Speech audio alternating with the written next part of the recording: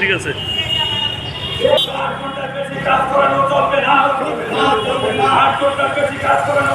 পানীয় জল বিশ্রামাগার ও শৌচালয়ের ব্যবস্থা গ্রহণ করতে হবে।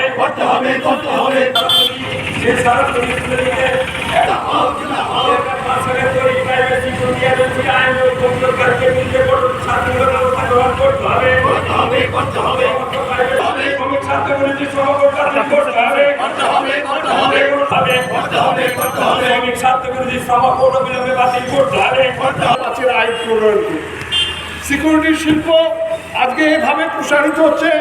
সেই প্রসারিত শিল্পের মধ্যে যারা কর্মরত আছেন তার মধ্যে মহিলারা আছেন। যেখানে মহিলারা আছেন তারা ভীষণভাবে শ্রম শোষণের শুধু শিকার না, নানাভাবে হেনস্থা তাদের হতে হয়। তাহলে সেই জায়গায় দাঁড়িয়ে এই মহিলাদের জন্য আলাদা তাদের বিশ্রামাগার, তাদের জন্য নিরাপত্তার জন্য, তাদের উপরে যদি কোনো যৌন হয়রানি হয় তার জন্য সেখানে কমিটি তৈরি করে তাদের কমপ্লেনটা সেখানে যাতে দিতে পারে, সেখানে মহিলারা থাকবে, সেই মহিলারা এর উপরে দাঁড়িয়ে নির্যাতনকারী ব্যবস্থা নিতে পারে। আজকে দেখছেন আমাদের রাজ্যের কী অবস্থা। এমন একটা পরিবেশ সরকার সুশাসনের নামে এমন পরিবেশ তৈরি করেছে যে পরিবেশের মধ্যে আমরা দেখছি মহিলাদের কোনো নিরাপত্তা নেই। তাহলে এই জায়গায় দাঁড়িয়ে সর্বভারতীয় ক্ষেত্রে আমরা আমাদের কনভেনশন থেকে সেই দাবি আমরা করেছি।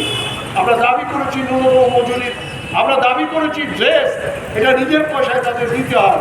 সেই জায়গায় দাঁড়িয়ে যে কোম্পানিগুলো এখানে কাজ করবে তাদের দায়িত্ব হবে ওই যে রেগুলেশন 1/2005 সেই অনুসারে প্রত্যেকটা নিরাপত্তা কর্মীকে সেখানে ড্রেস তাদের দিতে হবে, টর্চ তাদের দিতে হবে, পানীয় জলের ব্যবস্থা তাদের করতে হবে।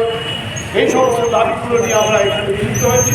আমরা প্রাইভেট সিকিউরিটি গার্ড ইউনিয়ন দিচ্ছিলাম, প্রাইভেট সিকিউরিটি গার্ড ও সাবেক কর্মীদের সর্বভারতীয় ফেডারেশন দিচ্ছিলাম।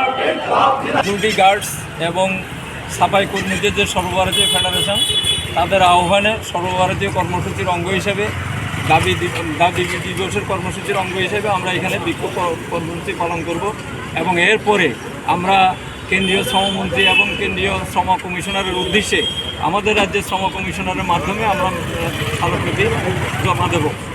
এখানে বিশেষ করে সমস্ত ভারতবর্ষে প্রায় 22,000-এর অধিক বিভিন্ন এজেন্সি বা কন্ট্রাক্টরের অধীনে প্রায় 90 লক্ষাধিক প্রাইভেট সিকিউরিটি গার্ড এবং সাফাই কর্মী কর্মরত অবস্থায় রয়েছেন। এদের সুরক্ষার জন্য 2005 সালে কেন্দ্রীয় সরকার সংসদে একটা আইন পাস করেছিল, কিন্তু কেন্দ্রীয় সরকার সেই আইনের প্রতি কোনো গুরুত্ব দিচ্ছে না, যথাযথভাবে সেই আইন কার্যকরী হচ্ছে না। নাই তাদের ন্যূনতম মজুরি, কোনো রাজ্যে তাদের জন্য কোনো ন্যূনতম মজুরি নির্ধারণ করা হয়নি, নাই তাদের সামাজিক নিরাপত্তা, ইএসআই, ইপিএফ সহ বোনাস, গ্যাসেশিয়া এই সমস্ত কোনো কিছুই তারা পান না। তাদের কর্মক্ষেত্রে অত্যন্ত অরাজক অবস্থা, সেখানে পানীয় জল, শৌচালয়ের কোনো সঠিক কোনো ব্যবস্থা নেই। অধিকাংশ ক্ষেত্রে ঠিকাদাররা তাদের কোনো নিয়োগপত্র দেন না। এই সমস্ত সমস্যাগুলির পরিপ্রেক্ষিতে কেন্দ্রীয়ভাবে একটা কনভেনশন আহ্বান হয়েছিল 28শে আগস্ট অন্ধ্রের বিজয়ওয়াড়াতে।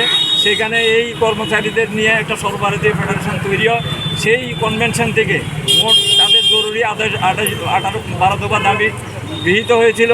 এই 12 দফা দাবির মধ্যে অন্যতম হচ্ছে 2005 সালের পার্লামেন্টে গৃহীত আইন অবিলম্বে যথাযথভাবে কার্যকরী করতে হবে। সমস্ত রাজ্যগুলির মধ্যে তাদের যে দক্ষতা তার নিরিখে ন্যূনতম মজুরি নির্ধারণ করতে হবে। সামাজিক নিরাপত্তাগুলি সুনিশ্চিত করার প্রশ্নে সর্বভারতীয় স্তরে একটি কল্যাণ বোর্ড গঠন করতে হবে, তাদের নিয়োগপত্র দিতে হবে এবং যে শ্রম আইন, সর্বনাশা শ্রম আইন কেন্দ্রীয় সরকার ইতিমধ্যে করেছেন 4টি শ্রম কোড, এগুলি অবিলম্বে বাতিল করতে হবে। সমস্ত শ্রমক্ষেত্রের মধ্যে যাতে নারীরা যাতে যৌন নির্যাতনের শিকার না হন তার বিধিবদ্ধ ব্যবস্থা গ্রহণের জন্য আভ্যন্তরীণ বিভাগে কমিটি গঠন করতে হবে। এই ধরনের 12টি দাবির ভিত্তিতে আজকে দেশব্যাপী দাবি দিবস পালিত হচ্ছে। আমরা এখানে এই দাবি ভিত্তিতে আমরা এখানে কর্মসূচি গ্রহণ করেছি। এখানে বিশেষ করে বলতে হয় আমাদের রাজ্যে আমরা অনেক দিন আগে থেকে আমাদের এই অংশের শ্রমিকদেরকে নিয়ে আমরা সংগঠন গড়ে তুলেছিলাম এবং বিশেষ করে বামফ্রন্ট সরকারের আমলে আমরা দাবি করেছিলাম যে 2005 সালের আইনটাকে যথাযথভাবে কার্যকরী করার জন্য এবং শ্রম দপ্তর বামফ্রন্ট সরকার যথাযথভাবে এই আইনগুলিকে অনুসরণ করার জন্য উদ্যোগ গ্রহণ করেছিল। আমরা দাবি করেছিলাম ন্যূনতম মজুরি নির্ধারণের জন্য 2012 সালে রাজ্যের বামফ্রন্ট সরকার মজুরি বোর্ড গঠন করার মধ্য দিয়ে এই অংশের শ্রমিকদের জন্য একটা ন্যূনতম মজুরি নির্ধারিত হয়েছিল। 2017-তে এটা আবার পুনর্বিন্যস্ত হয়েছিল। এখন এদের সারা রাজ্যের মধ্যে এদের ন্যূনতম মজুরির কোনো ব্যবস্থা নেই, শ্রম দপ্তরের কোনো উদ্যোগ নেই। 4 থেকে 5 হাজার টাকা মজুরি এরা পান। আমাদের যতটুকু জানা আছে এখানে প্রায় 6-7টি ওই এজেন্সির মাধ্যমে 3,000-এর অধিক এই ধরনের সিকিউরিটি এবং আরও বেশ কিছু যে সাফাই কর্মী বিভিন্ন ঠিকাদারের অধীনে তারা কাজকর্ম সেখানে সংগঠিত করছেন।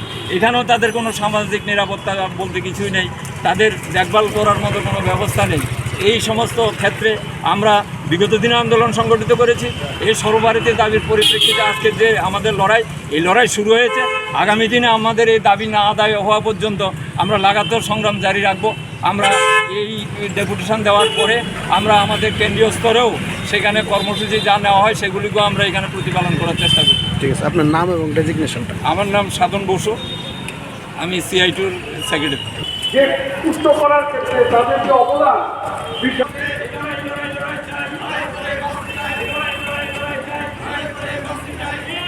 রাজ্য সরকারকে প্রাইভেট সিকিউরিটি গার্ড ও সম ধরনের কাজে নিয়োজিত কর্মীদের জন্য ন্যূনতম মজুরি নির্ধারণ করতে হবে। এবং এখানে আমরা সিকিউরিটি গার্ড ও সাবেক কর্মীদের দ্বারা কাজের নিরাপত্তা প্রদানের ব্যবস্থা গ্রহণ করতে হবে। কোনো নির্যাতনের